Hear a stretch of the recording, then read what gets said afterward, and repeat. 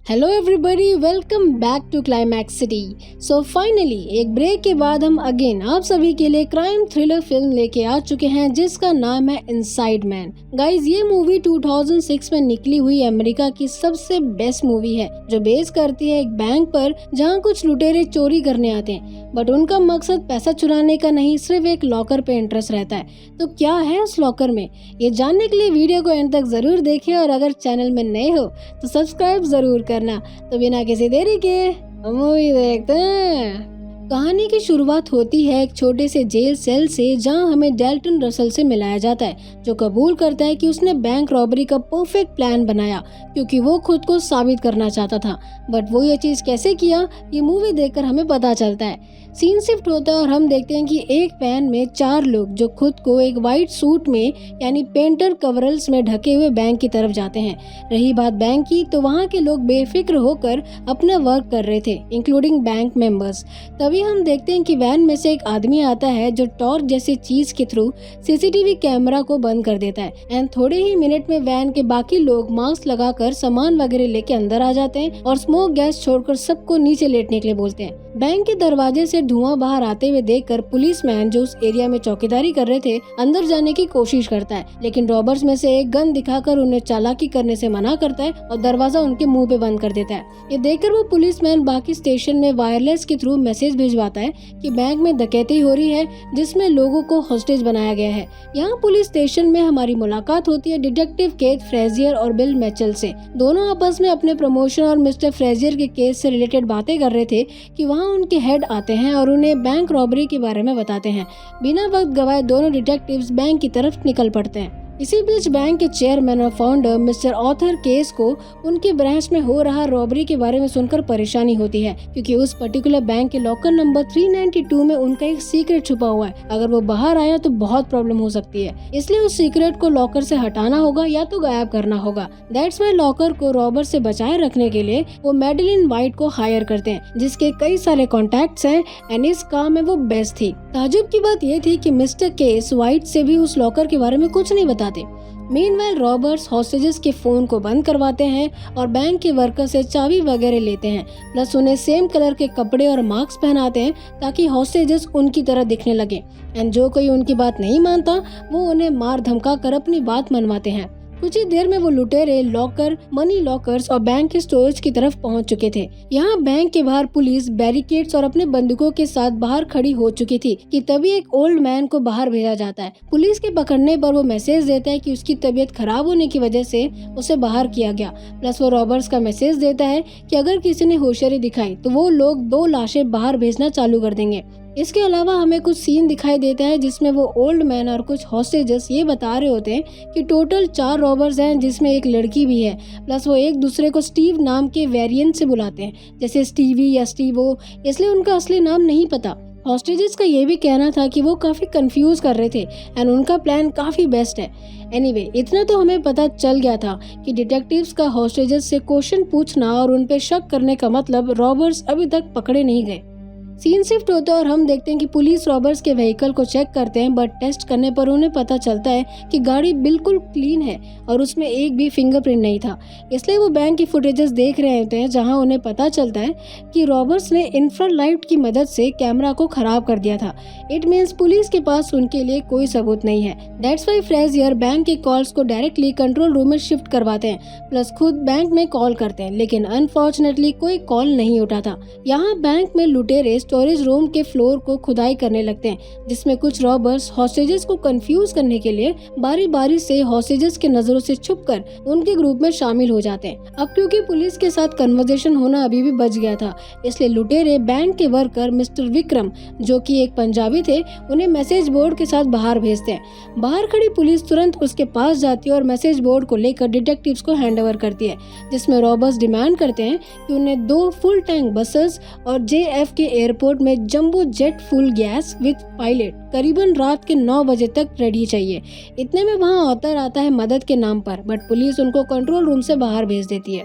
साथ ही पुलिस उस बैंक के वर्कर्स विक्रम से अंदर के हालात के बारे में पूछताछ करते हैं। इसमें विक्रम थोड़ा नाराज होता है क्योंकि पुलिस वालों ने उसकी पगड़ी उतरवा दी थी और मिसबिहेव किया था, इसलिए डिटेक्टिव उनके इस बिहेवियर के लिए सॉरी बोलते हैं जिससे विक्रम मान जाता है। अगेन हम हॉस्टेजेस का सीन दिखाया जाता है जिसमें डिटेक्टिव्स एक बच्चे से फोटो दिखाकर रॉबर्स को पहचानने के लिए बोलते हैं, लेकिन वो बच्चा पहचान नहीं पाता क्योंकि सबने मास्क लगाए हुए थे। इसके अलावा दूसरी हॉस्टेज से हमें पता चलता है कि उनके साथ वाला एक लड़का पागलों की तरह मास्क निकालकर चिल्लाने लगा, जिसके चलते रॉबर्स ने उस इंसान को दूसरे कमरे में लेके गए, बट उसके बाद क्या हुआ ये किसी को नहीं पता।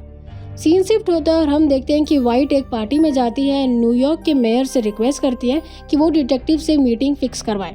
यहाँ बैंक में बहुत देर हो चुका था एंड सबको भूख भी लगी थी, इसलिए रॉबर्स का हेड रसल, जो अभी भी मास्क लगाए हुए था, एक हॉस्टेज के थ्रू बंदूक ताने फूट का मैसेज भेजवाता है। पुलिस इस मौके को खोना नहीं चाहती थी, इसलिए वो तुरंत पिज्जा और ड्रिंक्स पहुंचाते हैं जिसमें लिस्टिंग डिवाइसेस थे। इसी बीच फ्रेजियर फूड डिलीवरी के टाइम रसल से बात करने की कोशिश करता है, बट रसल कोई बात नहीं करता। थोड़ी देर में लिस्टिंग डिवाइस के थ्रू उन्हें पता चलता है कि कोई फॉरेन लैंग्वेज में बात कर रहा है। अब क्योंकि स्पीकर के थ्रू बाहर खड़े लोगों को भी ये साउंड सुनाई दे रहा था, इसलिए भीड़ में से एक आदमी पुलिस को इन्फॉर्म करता है कि ये एल्बेनियन लैंग्वेज है, क्योंकि उसकी एक्स वाइफ भी एल्बेनियन थी, इसलिए वो ये लैंग्वेज जानता है। बिना वक्त गवाए डिटेक्टिव्स उस लड़की को बुलाते हैं जो उन्हें बताती है कि ये एल्बेनियन लीडर एनेवर हक्सो का स्पीच है, जो काफी साल पहले मर चुके हैं। इस इंफॉर्मेशन के बदले वो लड़की उनसे अपना चालान माफ करवा देती है, जिससे डिटेक्टिव मिचेल काफी इरिटेट हो जाते हैं। एनीवे, पुलिस का ये प्लान तो फेल हो चुका था क्योंकि एल्बेनियन लीडर बहुत पहले ही मर चुका है। इसका मतलब रॉबर्ट्स ने उन्हें बेवकूफ बनाया। इतने में वहाँ मेयर और वाइट कार में आते हैं एंड डिटेक्टिव फ्रेजियर से अंदर जाने की परमिशन मांगते हैं। पूछने पर भी वाइट असली कारण नहीं बताती क्योंकि वो अपने क्लाइंट केस को सामने नहीं लाना चाहती थी। प्लस वाइट फ्रेजियर को प्रमोशन ऑफर करती है, इस पे फ्रेजियर मना करता है। प्लस हमें ये भी पता चलता है कि वो फ्रेजियर के केस जिसमें एक ड्रग डीलर उस पर इल्जाम लगा रहा है कि उसने पैसा लिया है, वाइट अपने इन्फ्लुएंस से उस इल्जाम से फ्री कर सकती है। फ्रेजियर मेयर की बात नहीं टाल सकता था, इसलिए वो वाइट को अंदर भेजने के लिए मान जाता है। अगले सीन में हम देखते हैं कि वाइट फ्रेजियर के फोन के थ्रू रसल से बात करके बैंक के अंदर जाने की बात करती है ताकि वो प्राइवेटली बात कर सके। इस पर रसल पहले तो मना करता है, लेकिन फिर वो मान जाता है। यहाँ रसल का असली फेस हमें दिखाया जाता है, जो अपने साथी के साथ लॉकर 392 को खोलकर उसका डॉक्यूमेंट को पढ़ने लगता है। थोड़ी देर में वहाँ वाइट आती है और उससे बात करने लगती है। दोनों के कन्वर्सेशन से हमें पता चलता है कि केस अपना बैंक स्टार्ट किया नाजीज के साथ कोलैबोरेशन करके, जिसके चलते कई ज्यूज कम्युनिटी की डेथ हो गई वर्ल्ड वॉर 2 में। प्लस वो वाइट से कहता है कि ऑफर यानी ज्यादा पैसा कमाने का लेना है या नहीं, ये बात वो बाद में डिसाइड करके बताएगा। नाजीज वाली बात सुनकर वाइट थोड़ा शॉक हो जाती है क्योंकि केस ने इतनी बड़ी बात उसे छुपाए रखी। दरअसल ये एक वार क्राइम था। खैर, बाहर आने के बाद रिक्वेस्ट करने पर भी वाइट फ्रेजियर को खुल के कुछ नहीं बताती, बस यही बोलती है कि रॉबर्ट उसके ऑफर के बारे में सोचेगा।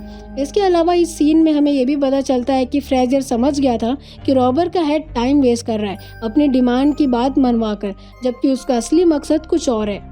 इन सब से नाराज होकर फ्रेजियर कंट्रोल रूम में बैठे सभी से ये चीज डिस्कस करता है और अंदर जाने का प्लान करता है ताकि रॉबर्ट की असलियत जान सके। इसलिए फ्रेजियर रसल से बात करता है और डिमांड करता है कि बसेस रेडी करने से पहले वो सारे हॉस्टेजेस को चेक करेगा।